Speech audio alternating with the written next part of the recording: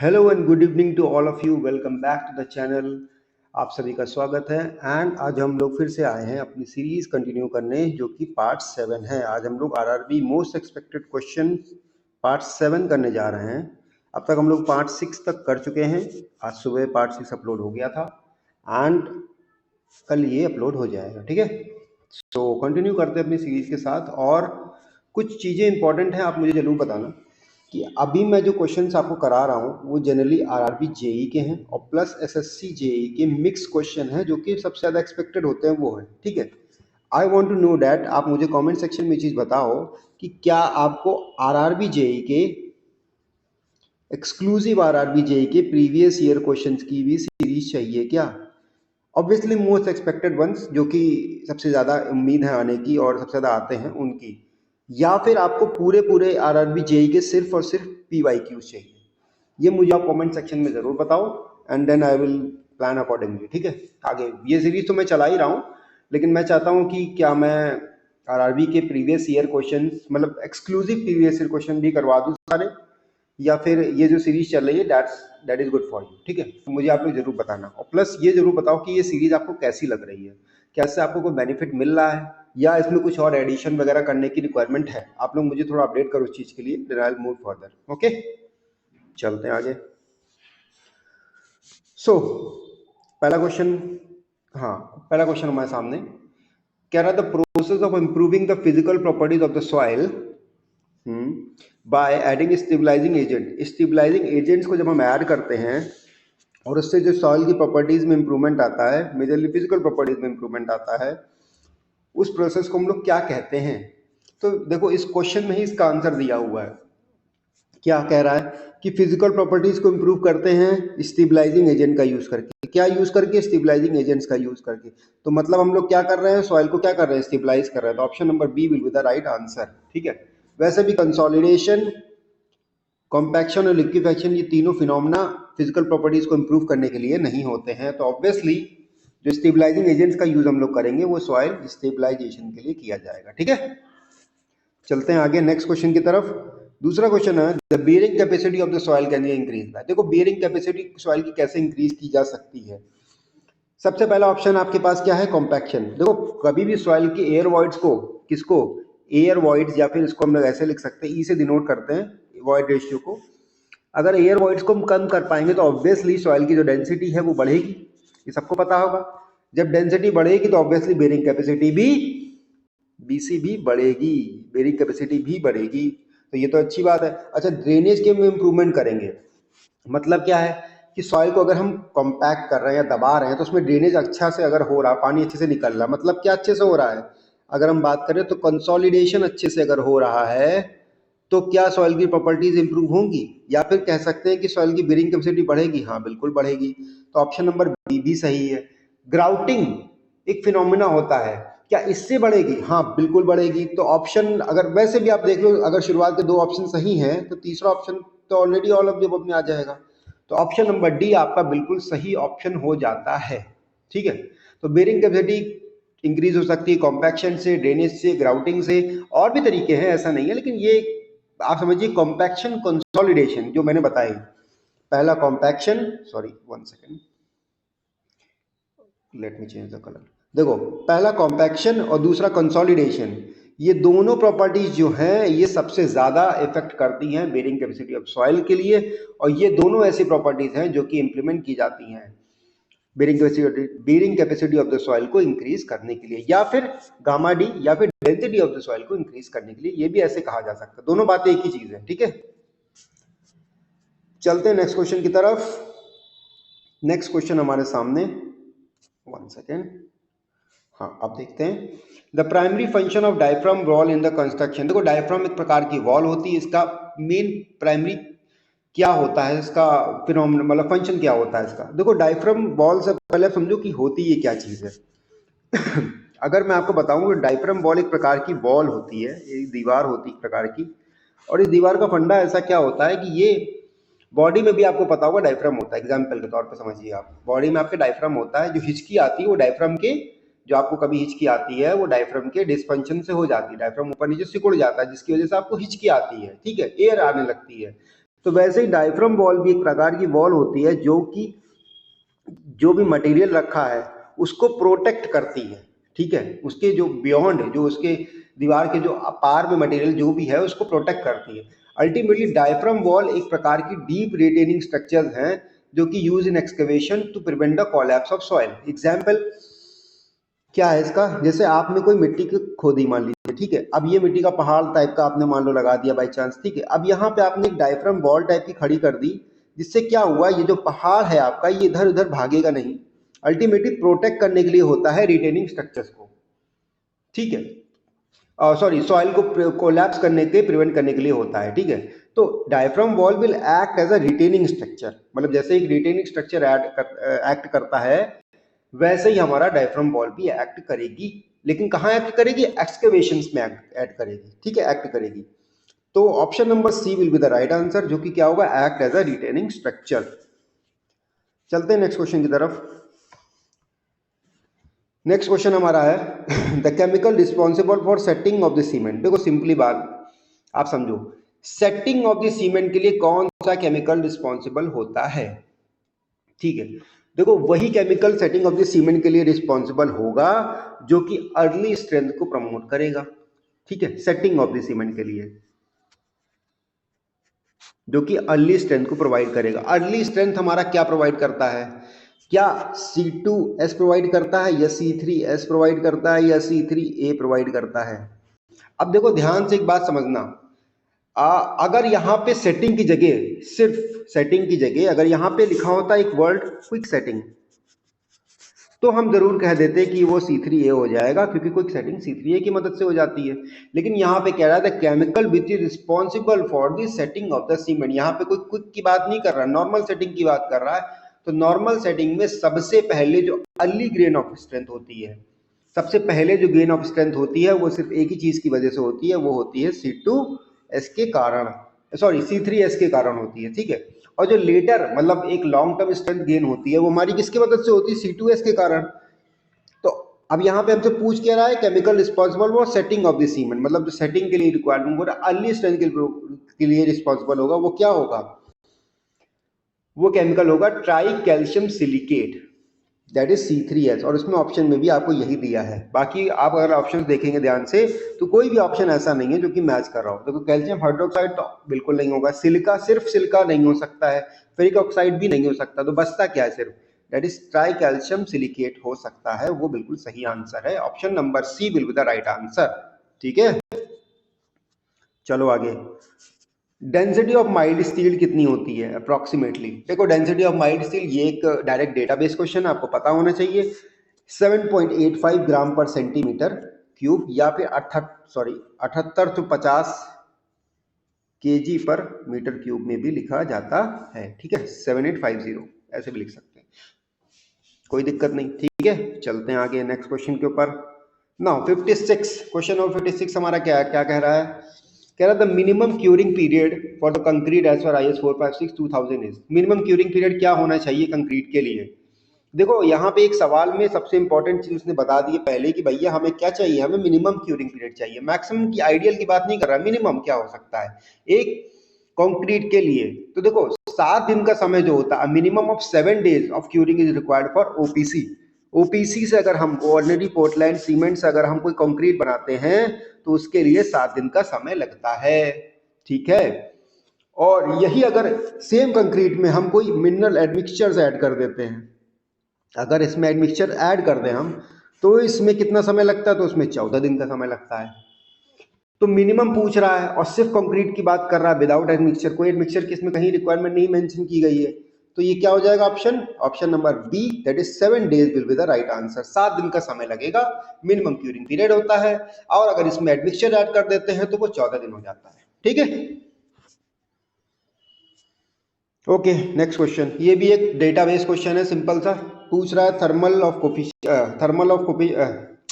Coefficient of thermal expansion, sorry coefficient of thermal expansion of concrete is approximately कितना होता है। तो coefficient of thermal expansion या फिर अल्फा की बात कर रहा है, ये कितना होता है, किसका, कंक्रीट का पूछ रहा है। तो ये वैल्यू याद रख लो कितनी होती है, 10 × 10⁻⁻⁶, पर डिग्री सेल्सियस लिख सकते हैं इसको, ठीक है। 10 इंटू 10⁻⁻⁶ पर डिग्री सेल्सियस, या फिर अगर हम इसको नॉर्मली भाषा में लिखेंगे, डायरेक्टली लिखे 10 इंटू 10 ना करें, 10⁻⁵ पर डिग्री सेल्सियस भी लिख सकते हैं। भाई ये 10 से ये 6 बैलेंस हो जाएगा, तो आप समझ सकते हैं क्या हो जाएगा, ठीक है। सिंपल सी मैथमेटिक्स है इसमें। तो ऑप्शन नंबर बी आपका सही आंसर हो जाएगा, ठीक है। 10 इंटू 10⁻⁻⁶ पर degree Celsius will be the right answer. चलते हैं क्वेश्चन नंबर 58 पे। In a water supply system the pressure pipe is measured using okay, in a water supply system the pressure in a pipe, अच्छा pressure in a pipe हम अगर major करते हैं तो वो किस चीज से मेजर करते हैं। अब देखो ये अच्छा क्वेश्चन है, प्रेशर हम किससे मेजर करते हैं। देखो प्रेशर हमेशा एक ही चीज से मेजर होगा। अब इसमें ऑप्शन में अगर देखें वेंचुरी मीटर से प्रेशर नहीं डिस्चार्ज मेजर होता है, तो ये तो बिल्कुल नहीं होगा। पिटॉट ट्यूब से वेलोसिटी मेजर हो जाती है। मैनोमीटर का यूज करते हैं हम लोग प्रेशर मेजरमेंट के कारण, चाहे वो डिफरेंशियल मैनोमीटर हो, चाहे वो यूट्यूब मैनोमीटर हो, चाहे वो सिंगल मैनोमीटर हो, हम यूज करते हैं मेनली प्रेशर या प्रेशर डिफरेंस को मेजर करने के लिए। बैरोमीटर क्या यूज करता है, पानी का प्रेशर नहीं मेजर करता है, बैरोमीटर एटमॉस्फेरिक प्रेशर को मेजर करता है। और यहाँ पे हमसे क्या कह रहा है, पानी का प्रेशर मेजर करने को कह रहा है। तो याद रखना, कंफ्यूज ना होना, कहीं प्रेशर देख के सीधे बैरोमीटर पर टिक लगा दिया, ये मत करना। ध्यान से पढ़ना किस चीज का प्रेशर पूछ रहा है। अगर एयर का पूछ रहा है तो बैरोमीटर लगा देना, ठीक है। लेकिन पानी का पूछ रहा है तो यहाँ मैनोमीटर होगा। डिस्चार्ज पूछेगा तो वेंचुरी मीटर होगा। वेलोसिटी पूछेगा तो पिटॉट ट्यूब हो जाएगा, ठीक है। चलते हैं आगे। ओके, स्लम का क्वेश्चन है। The typical range of slum, एक जनरल रेंज के बारे में पूछ रहा है कि स्लम की जनरल रेंज क्या होती है नॉर्मल यूजेस ऑफ कंस्ट्रक्शन में। जब हम कंक्रीट का यूज करते हैं कंस्ट्रक्शन में जनरली, तो जनरली आप ये बात याद रखो, जनरली जो रेंज होती है वो 50 से 100 के बीच में ही होती है, जनरल रेंज जो होती है। और ये मेजोरिटी ऑफ द स्ट्रक्चर्स के लिए कवर करती है। अब इसके इधर मतलब कम में, और इसके ज्यादा मतलब इसके 100 से ऊपर जो होता है वो बहुत ही लिमिटेड टाइप ऑफ स्ट्रक्चर्स पे हम लोग यूज करते हैं। कम में तो बहुत ही कम यूज करते हैं, बल्कि ये थोड़ा बहुत बड़े स्ट्रक्चर्स में हम लोग यूज कर भी सकते हैं। तो जनरल रेंज जो होती है वो 50 से 100 mm के बीच में होती है। तो आंसर हो जाएगा option number C, that is 50 to 100 mm। चलते हैं नेक्स्ट क्वेश्चन के ऊपर। Okay, the process of removing unwanted organic matter from the waste water. अच्छा, अनवांटेड ऑर्गेनिक मैटर को वेस्ट वाटर से रिमूव करना, उसका प्रोसेस क्या कहलाता है।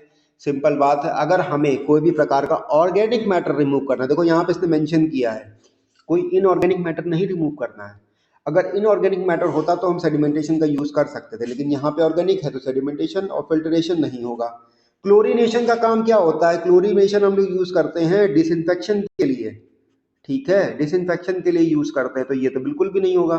तो बचा क्या हमारे पास, बायोलॉजिकल ट्रीटमेंट करते हैं किसके लिए, ऑर्गेनिक मैटर रिमूवल के लिए, जिसके लिए हम लोग क्या क्या यूज करते हैं। एक तो हम लोग एक्टिवेटेड स्लज प्रोसेस यूज करते हैं, ठीक है। और दूसरा क्या यूज करते हैं, ये आप मुझे कमेंट सेक्शन में बताओ कि दूसरी चीज क्या यूज करते हैं। एक तो एसपी होता है, दूसरा क्या होता है, ये मुझे कमेंट सेक्शन में बताओ। दो प्रोसेस मिली जनरली यूज करते हैं, और ये 2 डिग्री ट्रीटमेंट होता है बायोलॉजिकल, ठीक है। चलो आगे चलते हैं। ओके, सिंपल क्वेश्चन आपके सामने, प्योरली डेटाबेस या फिर कह सकते हैं रेक्टिफिकेशन टाइप का क्वेश्चन है। The moment of inertia of a circular section about a centroidal axis, बहुत ही सिंपल सा क्वेश्चन है। आंसर होगा पाई डी की पावर 4। इसमें थोड़ा गलत तरीके से लिखा है, ये कुछ ऐसा होना चाहिए था, पाई डी की पावर 4 अपॉन 64 32 कुछ भी हो सकता है। तो इसका होगा पाई डी की पावर 4 अपॉन 64। ये सर्कुलर सेक्शन का मोमेंट ऑफ इनर्शिया होगा अराउंड द सेंटोरियल एक्सिस। ध्यान रखना कितना, पाई डी पावर 4 अपॉन 64, ठीक है, याद रखना। सीधे डेटाबेस क्वेश्चन, डायरेक्ट क्वेश्चन आएगा, डायरेक्ट टिक लगाओ, नंबर पाओ और सिलेक्शन पाओ। चलते हैं आगे। Okay, the ratio of lateral strain, अच्छा ठीक है, मैं लिख भी रहा हूं साथ में ताकि थोड़ा सा आपको समझ में आए, अपॉन लॉन्गिट्यूडनल स्ट्रेन, ठीक है। तो क्या होगा, हमको सबको पता है, ये होगा म्यू से रिप्रेजेंट करते हैं, और ये लैटरल थोड़ा नेगेटिव में भी कभी कभी लेते हैं, कभी का नेगेटिव में ही होता है ये। तो म्यू की वैल्यू क्या हो जाती है, वो हो जाती है क्या, पॉइजन्स रेशियो कहलाती है, जिसका रेशियो क्या कहलाता है, lateral strain upon longitudinal strain का रेशियो। और इसकी कोई भी यूनिट नहीं होती, याद रखना, ये डायमेंशन लेस होता है, कोई डायमेंशन नहीं होता है। तो option number C will be the right answer, जो कि होगा पॉइजन्स रेशियो। चलते हैं आगे। सबसे बड़ा कॉज क्या है? The main cause of segregation in concrete. Concrete में सेग्रीगेशन का सबसे बड़ा कॉज क्या होता है? देखो, अगर सेग्रीगेशन का मतलब क्या होता है, पहले सबसे पहले ये समझ लो। मान लो ये आपने कंक्रीट ले की, ठीक है। अब इसमें क्या है, बहुत सारे पार्टिकल्स हैं जो कि फाइन कोर सब मिला के हैं, और कुछ यहाँ पे आपका पानी भी है, ऐसे करके पानी भी इसके अंदर मिक्स है, ठीक है। अब क्या हुआ कि जब आपने वाइब्रेशन वगैरह किया या किसी प्रकार से कुछ हुआ जिसकी वजह से पानी जो हुआ सेग्रीगेट होकर अलग हो गया, और कुछ पार्टिकल्स जो है ऊपर नीचे होकर अलग हो गए। अब इस वजह से क्या हुआ, कंक्रीट में उतनी वो नहीं आ पाएगी, स्ट्रेंथ नहीं आ पाएगी, स्ट्रेंथ कम हो जाएगी, ठीक है। तो ये मेनली सेग्रीगेशन कहलाता है। अब इसका सबसे मेन कारण क्या है भाई? अगर आप कंक्रीट के अंदर पानी ज़्यादा बढ़ा दोगे तो पानी ऊपर आ जाएगा, और जितना भी मटेरियल आपका है वो नीचे बैठ जाएगा, तो पानी ज़्यादा होने का एक कारण, बहुत अच्छी बात है। मिक्सिंग, अगर आपने ढंग से किसी चीज़ की मिक्सिंग नहीं की, क्योंकि कंक्रीट बहुत आपकी जो सीमेंट होती है वो बहुत ही फाइन होती है, अगर उस फाइन सीमेंट को आप ढंग से मिक्स नहीं करोगे तो उसमें लम्प्स आएंगे। लम्प्स के कारण क्या होगा, वो पानी के साथ अच्छे से या फिर एग्रीगेट के साथ अच्छे से मिक्स नहीं हो पाएगी। ना मिक्सिंग होने के कारण भी सेग्रीगेशन हो जाता है, तो ये भी सही है। अच्छा, ओवर वाइब्रेशन, ये भी सच्चाई है कि अगर आप वाइब्रेशन, जैसे जनरली हम लोग नीडल वाइब्रेटर का यूज़ करते हैं छोटे कंस्ट्रक्शंस के लिए, या बड़े कंस्ट्रक्शन के लिए भी यूज़ कर लेते हैं। नीडल वाइब्रेटर कॉमन वाइब्रेटर है, हैंड हेल्ड वाइब्रेटर होता है, हाथ से चलाने वाला होता है, आराम से चल जाता है, ठीक है। तो जब हम लोग ज़्यादा वाइब्रेशन कर देते हैं, ज़्यादा वाइब्रेशन से होता क्या है कि एक तरीके से समझिए कि जैसे एग्जाम्पल आपको मैं दूं, तो जितना भी मटेरियल होता है जो कि भारी होता है, इसकी स्पेसिफिक ग्रेविटी ज़्यादा होती है, या जैसे कि आपका एग्रीगेट और बड़े एग्रीगेट, छोटे एग्रीगेट, ये क्या होते हैं, नीचे बैठ जाते हैं ओवर वाइब्रेशन के कारण। तो ये भी एक बहुत बड़ी वजह है सेग्रीगेशन की। तो क्या तीनों वजह हैं सही? हाँ बिल्कुल सही। तो ऑल ऑफ द अबव इसका राइट आंसर हो जाएगा। क्या क्या वजह हैं, फिर से एक बार रिवाइज करते हैं। एक तो excessive water content, improper mixing और ओवर वाइब्रेशन। इससे क्या होगा, अनइवन मटेरियल डिस्ट्रीब्यूशन होगा और सेग्रीगेशन हो जाएगा। भाई मटेरियल अनइवन हो गया ना, जो आपका बड़ा मटेरियल है वो नीचे आ गया, पानी के लेयर ऊपर आ गई, इस वजह से ऐसा होता है। तो option number D will be the right answer. चलते हैं नेक्स्ट क्वेश्चन की तरफ। The standard penetration test, SPT प्रकार का टेस्ट है, सबको पता होगा, इजी है। इस प्राइमरीली ये पर्पस क्या होता है इसका, ये पूछ रहा है यहाँ पे। देखो, द एसपीटी होता है, उसका मेन पर्पस होता है क्या, अब सही है, इसमें एडजस्टेड है। देखो, सॉइल की परमिलिटी निकालने काम आता है, कॉम्पैक्शन निकालने काम आता है, बेरिंग कैपेसिटी या क्लासिफिकेशन। देखो एक एक करके एलिमिनेट करते हैं, बड़ा इजी सा क्वेश्चन है, डायरेक्टली भी पता होगा, लेकिन मैं फिर भी आपको सिखा रहा हूँ एलिमिनेशन कैसे करते हैं, क्योंकि मोस्ट ऑफ द क्वेश्चन आपके आरआरबी लेवल के जो आते हैं, एसएससी लेवल के आते हैं, वो एलिमिनेशन से आसानी से सॉल्व हो जाते हैं, आपको दिमाग ही नहीं लगाना होता है। अब देखो एसपीटी जो टेस्ट है अपना, वो हम लोगों ने कहाँ पढ़ा है, वो हम लोगों ने पढ़ा है फाउंडेशंस में, ठीक है, इतना तो समझते हो, फाउंडेशन में पढ़ा है, ठीक। अब क्या काम, मेनली परमेबिलिटी निकालने के काम तो बिल्कुल नहीं आएगा, क्योंकि उस चैप्टर में इस चीज का कोई यूज ही नहीं है, कहीं पढ़ा ही नहीं होगा आपने। कॉम्पैक्शन में एयर वॉइड्स की बात होती है, तो ये भी कहीं नहीं होगा, एसपीटी टेस्ट हम नहीं करते हैं बेरिंग कैपेसिटी वगैरह का, ठीक है। बचा क्लासिफिकेशन, तो क्लासिफिकेशन और सॉइल एक अलग ही चीज है, ठीक है, इसमें भी नहीं होगा। तो ऑप्शन नंबर सी, एक ही ऑप्शन बचा हमारे पास, जो कि होगा बेरिंग कैपेसिटी मेजर करने के लिए एसपीटी का यूज करते हैं, और ये बिल्कुल सही ऑप्शन है, ठीक है। तो एसपीटी एक प्रकार का इंडिकेशन प्रोवाइड करता है for soil strength by measuring the resistance to penetration. जो भी रेजिस्टेंस आता है पेनिट्रेशन के, जब हम उसको अंदर ठोकते हैं, पेनिट्रेट कराते हैं, तो जो भी रेजिस्टेंस आता है उससे हम सॉइल की स्ट्रेंथ पकड़ते हैं कि हाँ भाई कितनी, एक इंडिकेशन प्रकार का है कि हाँ भाई सॉइल कितनी स्ट्रेंथ है। अगर वो रेजिस्टेंस नहीं प्रोवाइड कर रहा, मान लो क्ले प्रकार की सॉइल है, हमने उसमें जैसे ही वो उसको हैमरिंग की तो वो ज़्यादा अंदर जल्दी से घुस गया, इसका मतलब क्ले है। क्ले का मतलब ये है कि ज़्यादा स्ट्रेंथ नहीं होगी। वहीं अगर सैंड या ग्रेवली सॉइल है तो उसमें जल्दी से नहीं होगी, जल्दी अंदर नहीं जाएगा कोर हमारा। तो इस वजह से क्या होगा कि बेरिंग कैपेसिटी का ज्ञान हमको मिलेगा, ठीक। चलते हैं आगे। सिंपल क्वेश्चन, डायरेक्ट नंबर या डेटाबेस क्वेश्चन कह सकते हैं इसको। कह रहा था minimum width of the staircase की minimum width as per building bylaws क्या होनी चाहिए, तो मैं आपको बता दूं, जो minimum width of the staircase होती है, it is talking about the minimum width of the staircase, ठीक है। याद रखना विड्थ की बात कर रहा है, ना कि हाइट की। तो विड्थ की बात अगर कर रहा है तो कितनी होगी, ये 900 mm हो जाएगी। Option number B will be the right answer. कितनी हो जाएगी, फिर से बता रहा हूँ, 900 mm हो जाएगी। ये स्टेयरकेस की मिनिमम विड्थ होगी as per building bylaws, ठीक है। चलते हैं नेक्स्ट क्वेश्चन की तरफ, that is question number 66। The maximum super elevation provided on a highway as per IRC। देखो मैक्सिमम सुपर एलिवेशन की अगर हम बात करें तो वो जो होता है कितना होना चाहिए। देखो सुपर एलिवेशन सबको पता है, आई होप। जिसको नहीं पता, एक सिंपल सा मैं आपको ये बता रहा हूँ, बस समझ लो छोटी सी चीज़। ये जो आपकी मान लो रोड है, ऐसी तो रोड होती नहीं है लेकिन मैं फिर भी बता रहा हूँ, ये मान लो आपकी गाड़ी चल रही है, ज़्यादा स्लोप ज़्यादा हो गया, 1 सेकेंड। अब ठीक है, ये कुछ ऐसी रोड है, तो रोडें आपकी कुछ ऐसी उठी होती हैं, जब कर्व आता है, मोड़ आता है, यहाँ आपकी गाड़ी चल रही है मान लो, तो वही होता है। क्यों होता है? क्योंकि सेंट्रीफ्यूगल फोर्स को बैलेंस करने के लिए होता है ये सुपर एलिवेशन हम लोग देते हैं। डिटेल अगर चाहिए तो बताना, मैं इसका एक लेक्चर भी बना दूंगा आपके लिए, ठीक है। तो मैक्सिमम सुपर एलिवेशन हाईवेज पे, अब यहाँ पे देखो एक स्पेसिफिक चीज़ है, उसने बहुत अच्छे से मेंशन कर दी है कि भैया हाईवे पे बताओ हमको, हमें कहीं गांव देहात या ऐसे नहीं पता करना है, या हमें हिली एरियाज में नहीं पता करना है, हाईवे पे पता करना है। इसका मतलब रोड प्लेन है, रोलिंग टेरेन है, सिंपल टेरेन, प्लेन टेरेन है हमारे पास, याद रखना। और इस पे क्या होना चाहिए? तो इसके लिए वैल्यू जो होती है 1/15 या 1/15 हो जाती है, ठीक है। 1/15 या 1/15 भी कह सकते हैं ऐसे, ठीक है, याद रखना। चलते हैं आगे। तो ऑप्शन नंबर 20 का सही आंसर था 1/15। आगे, the term bleeding in the concrete refers to. Bleeding क्या होता है? देखो ब्लीडिंग अल्टीमेटली क्या होता है, वही मैंने बताया, जैसे जैसे सेग्रीगेशन होता है, कुछ इसी से रिलेटेड है, थोड़ा सा अलग है।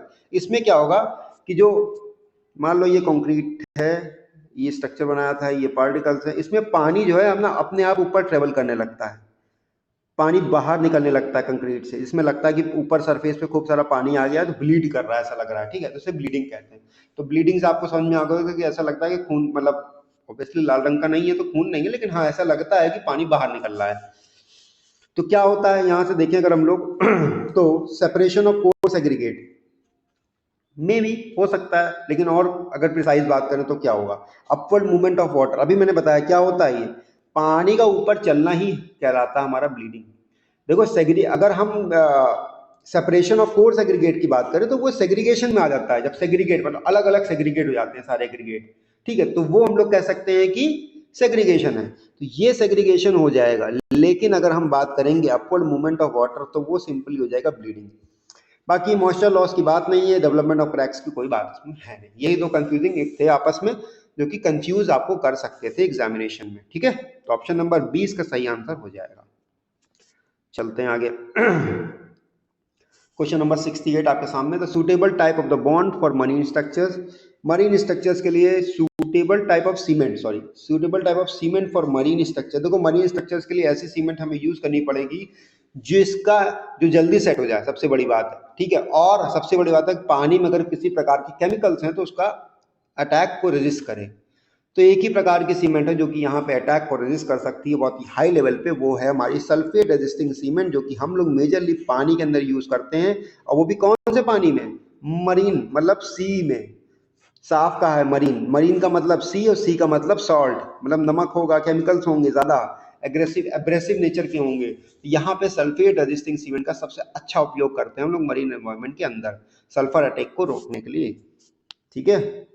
किसको रोकने के लिए? सल्फेट अटैक को रोकने के लिए। चलते हैं आगे क्वेश्चन नंबर 69 के ऊपर, the specific gravity of the fine aggregate. Fine aggregate मतलब सैंड की स्पेसिफिक ग्रेविटी जनरली क्या होती है? तो ये सबको पता होना चाहिए, सिंपल सा क्वेश्चन है।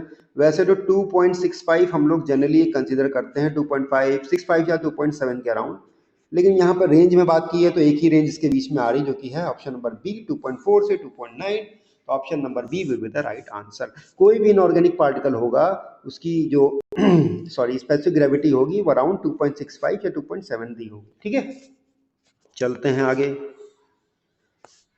Question number 70। सॉरी कुछ तबीयत मेरी खराब है। Okay, the primary purpose of retaining wall. Retaining wall का प्राइमरी पर्पस क्या होता है? मैंने स्टार्टिंग में ही बताया, रिटेनिंग वॉल का पर्पस क्या होता है, जो भी मटेरियल उसके अगल में, मतलब उसके बगल में है, यहाँ पे जो भी मटेरियल है उसको रिटेन करके रखना, मतलब उसको पकड़ के रखना, उसको इधर ना आने देना, इधर ना आने देना, ठीक है, उसको पकड़ के रखना, एक जगह पे रखना, ताकि कोई भी प्रकार का मूवमेंट ना हो पाए, ठीक है।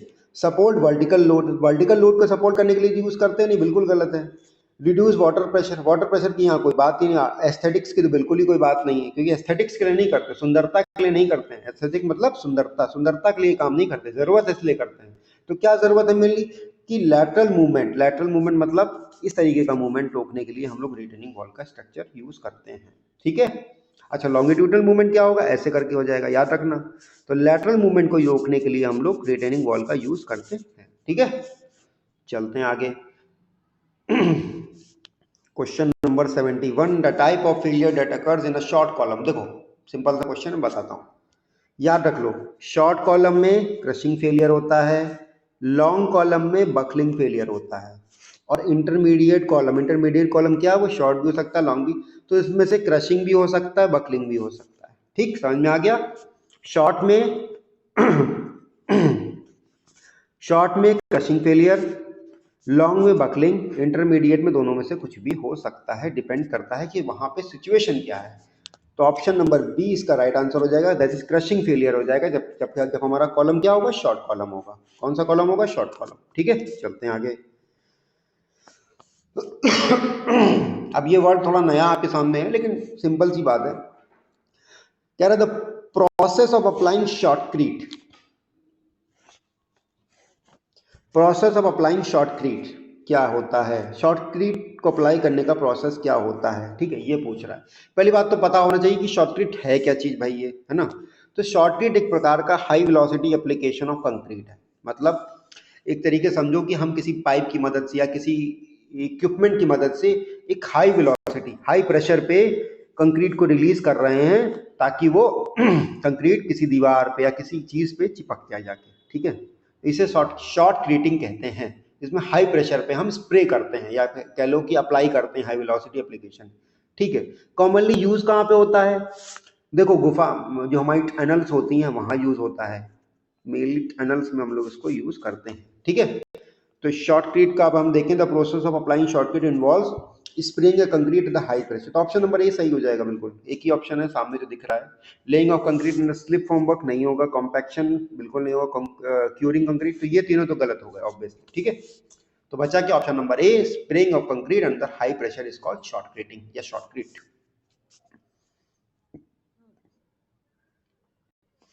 चलते हैं नेक्स्ट क्वेश्चन के ऊपर। क्वेश्चन की नंबरिंग आई थिंक थोड़ा गलत हो गई है, लेकिन कोई बात नहीं, इग्नोर करना, चलते हैं आगे।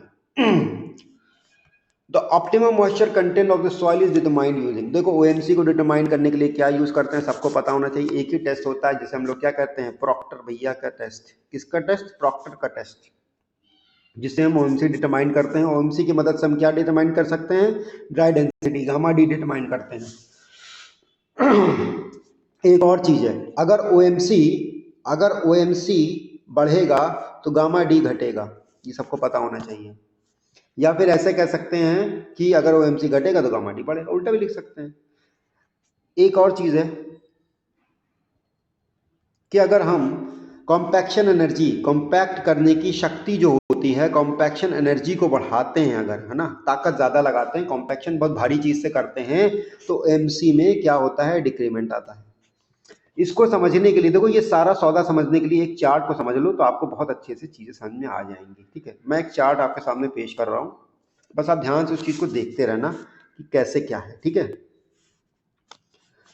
ओके, लेट मी थोड़ा जगह बना लेता हूँ, अब ठीक है। तो ये आपके सामने एक, मान लो एक्स एक्सिस है, वाई एक्सिस एक ग्राफ है, और ये हमारा चार्ट होता है। यहाँ पे हमारा ओएमसी होता है, यहाँ पे हमारी ड्राई डेंसिटी होती है। सबने चार्ट देखा होगा, फिर भी एक्सप्लेन कर रहा हूँ, ध्यान देना। अब जैसे जैसे आप आगे बढ़ते जाओगे, पहले ओएमसी बढ़ेगा, फिर ओएमसी कम हो जाएगा, ठीक है। अभी इस चार्ट में एक और फंडा है, क्या फंडा है कि अगर हम ड्राई डेंसिटी को बढ़ाते हैं तो ओएमसी धीमे धीमे कम होती जाती है। ध्यान से देखना, ओएमसी गिरती जा रही है और ड्राई डेंसिटी यहाँ पे कॉम्पैक्शन एनर्जी गामा डी हमारी बढ़ती जा रही है। तो ये चीजें मैंने इसीलिए सारी चीजें आपको ग्राफ के फॉर्म में समझा दी। ये ग्राफ आपको जनरली बुक्स में मिल जाएगा, फिलहाल यहाँ से भी देख सकते हो, ठीक है। तो ऑप्शन क्या हो जाएगा, ऑप्शन नंबर ए इसका सही आंसर हो जाएगा, जो कि प्रॉक्टर टेस्ट हो जाएगा, ठीक है। चलते हैं आगे। Okay, the coefficient of uniformity CU, okay, for a well graded sand. पहली बात तो CU की, सॉरी, हाँ, ओके, CU की वैल्यू क्या होती है, तो D60 अपॉन D10, ये हमारी CU की वैल्यू होती है। CC की वैल्यू क्या होती है, CC की वैल्यू होती है D30 whole square upon D60 into D10, ये वैल्यूज हैं, इनको रट लेना, सिंपल हो जाएगा तुम्हारे लिए काम करना। न्यूमेरिकल मान लो छोटा मोटा कोई आ गया तो उसके बेसिस पे आप सॉल्व कर सकते हो। अब सवाल ये है कि भाई सवाल क्या कह रहा है, तो CU की वैल्यू पूछ रहा है वेल ग्रेडेड सॉइल के लिए, ठीक है, वेल ग्रेडेड सॉइल के लिए पूछ रहा है CU की वैल्यू। देखो CU की वैल्यू जो होती है, अगर हम बात करें ग्रेवल के लिए, तो वो 4 से ज्यादा होती है। किसके लिए? ग्रेवल के लिए 4 से ज्यादा होती है। और अगर मैं बात करूं सैंड के लिए,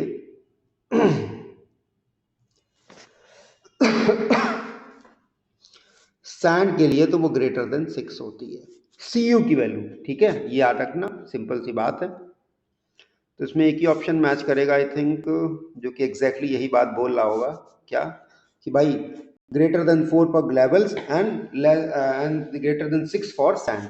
4 से ज्यादा बड़ा होगा किसके लिए? ग्रेवल के लिए, और 6 से ज्यादा बड़ा होगा किसके लिए? सैंड के लिए। तो वो क्या क्या क्या क्या कैटेगरी आ जाएगी? वो वेल ग्रेडेड सॉइल की कैटेगरी में आ जाएगा, ठीक है। चलते हैं आगे। ओके आगे क्वेश्चन नहीं, 75, ओके वो क्वेश्चन मिसमैच हो गया था, टोटल 75 क्वेश्चन हो गए हैं। ओके सो मतलब टोटल 25 क्वेश्चन हो गए हैं, 75 बोल रहा हूँ मैं। सो that is all for today. Video अच्छा लगा तो लाइक करो, वीडियो को शेयर करो अपने दोस्तों के साथ, चैनल को सब्सक्राइब करो ताकि आपको अन्य वीडियो भी आने वाली मिलती रहे, ठीक है। प्रिपरेशन को कंटिन्यू रखो, टेस्ट के फॉर्म में ये चीज़ें देते रहो ताकि आपकी प्रिपरेशन बिल्कुल बूस्ट अप हो जाए, अच्छे से प्रिपेयर करते रहो, ठीक है। बाकी जो मैंने सवाल कुछ स्टार्टिंग में पूछे थे मैं उनको फिर से रिपीट कर रहा हूँ, मान लो किसी का स्किप हो गया हो, तो मेरा छोटा सा ये सवाल है, क्या मुझे 1 सेकेंड, हाँ, क्या मुझे RRB जेई के एक्सक्लूसिव प्रीवियस ईयर क्वेश्चन करवाने हैं? मतलब क्या मैं करवाऊँ आपको? मैं ये पूछना चाहता हूँ आपसे, आप मुझे बताओ। अब ये एक्सक्लूसिव का मतलब क्या है? एक्सक्लूसिव का मतलब ये है कि जो 2019 2015 में क्वेश्चन पेपर आए हैं उन क्वेश्चन पेपर्स को डायरेक्ट मैं आपको करवाऊँ क्या, या फिर ये जो सीरीज में चला रहा हूँ मिक्स क्वेश्चंस की, फॉर मतलब RRB से और SSC से मैंने मिक्स क्वेश्चन बनाए हैं, जो ये छांट के ये एक्सपेक्टेड क्वेश्चन बनाए हैं, इनकी सीरीज ही आगे कंटिन्यू करता रहा, ठीक है।